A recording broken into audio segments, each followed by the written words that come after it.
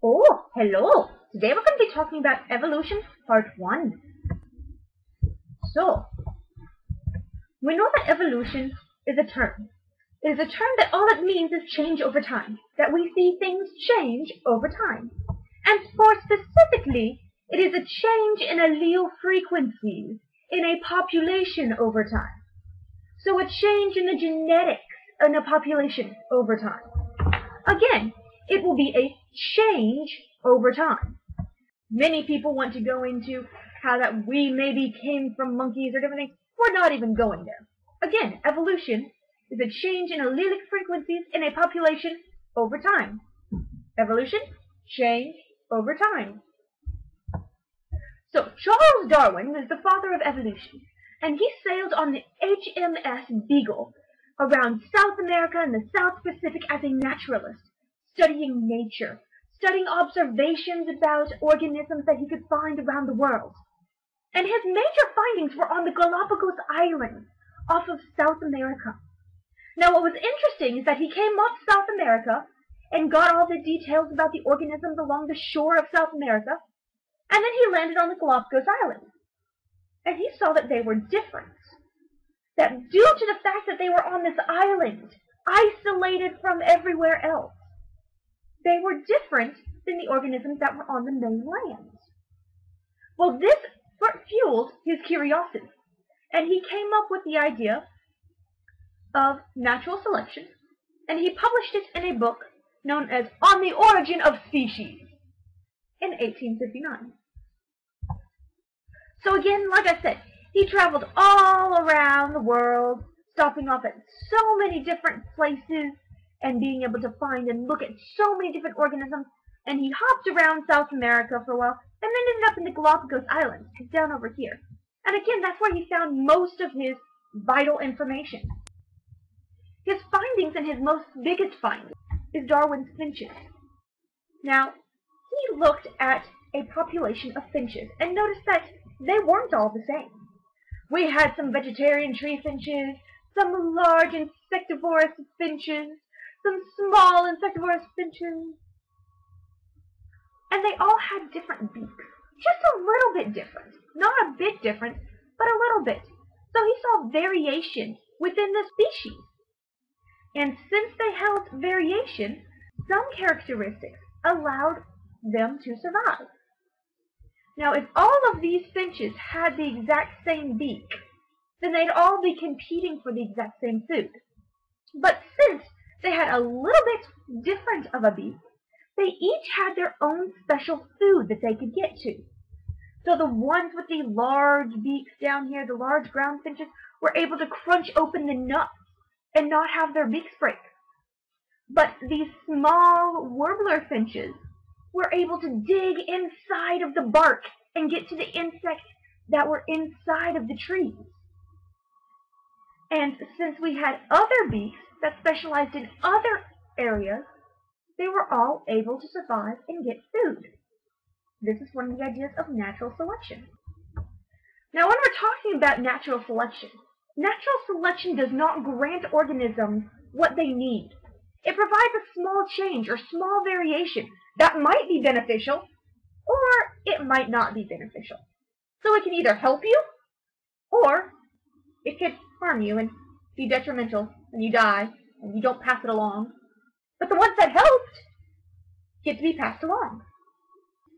What is the theory of natural selection? Interpret the saying, survival of the fittest. Now we know what survival means, but fittest might be tricky. Now, natural selection, survival and reproduction are the biggest portions of natural selection. Survival of the fittest. Organisms possess alleles that generate traits which enable them to survive in their environment, and increase their fitness. Fitness, what we think of as fitness. Except that's not right. Fitness in this case is the ability to reproduce. So we determine fitness by the number of offspring that you can produce. If you have good enough traits to create a lot of offspring, then you're fit. But those that do not have as many traits that are beneficial won't be able to reproduce as often and aren't as fit. So again, survival of the fittest. The larger the fitness, the greater the chances of survival. So the story of Wallace and Darwin. Now you've probably heard of Darwin before, but maybe not Wallace. Now we said that Darwin went on this huge grand trip and he sailed around and around and he gathered all of this information and he published it in a book in 1859. But he did not get back from his trip in 1859. He got back many, many years earlier, and he collected all of his data, and he wrote this book, but he waited to publish it. He was nervous about publishing and actually having people believe him and having people scorn him.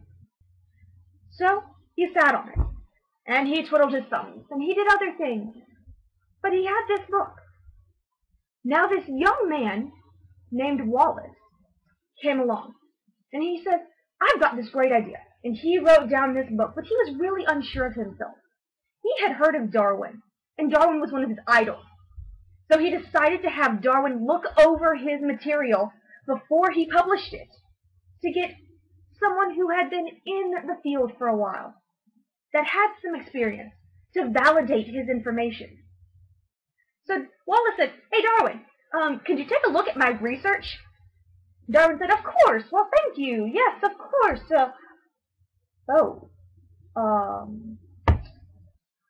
Yeah. Darwin picked up his book, and they said the exact same thing. So, Darwin set down Wallace's paper, and quickly published his own book. He says, here's my ideas, here's the book, here's the book. These are my ideas, I've got them written down, I've had them written down. They've been down for a while, but here's the book, everyone have the book, it's going to be great, fine and dandy. Hey Wallace, yeah, great ideas. I had some of them myself. Good work. But Darwin was the first to publish. He got the novelty of it. So Wallace didn't get much credit until now, until we've actually started telling the story. Now, if you want to actually watch more of the dramatization of it, Nova has a great video that you can check out and watch. It's a dramatization called Darwin's Darkest Hours. Let's take a look at the intro. His was the finest mind of the age, the father of modern biology, author of the most influential theory in the history of science. Nature's selection, natural selection. Have you the proofs of this? Yes. But in the summer of 1858, Charles Darwin faced his darkest hour. Charles? What is it? 20 years of work, and I've been beaten to the post. It's from a man called Wallace. His theory and my own are identical. He even employs phrases that I myself have used in my book. The struggle for existence, for example. For 20 years, he has suppressed his greatest work, wary of public reaction, of scientific scrutiny, of religious differences with his wife, Emma. I think I may have found the answer to the mystery of mysteries. And if I'm right, then the God that Lyle believes in so profoundly is dead. And what of the God that I believe in? Now, in the midst of personal tragedy. It is scarlet fever. I'm so desperately worried. What with Etty so sick and now the baby, I think it may prove too much for Charles. On the verge of professional triumph. Millions of small changes of the same kind over millions of years. The danger in what you say is that it undermines the truth of Scripture. It's an axe to the root of the faith by which men lead their lives and which sustains our whole society.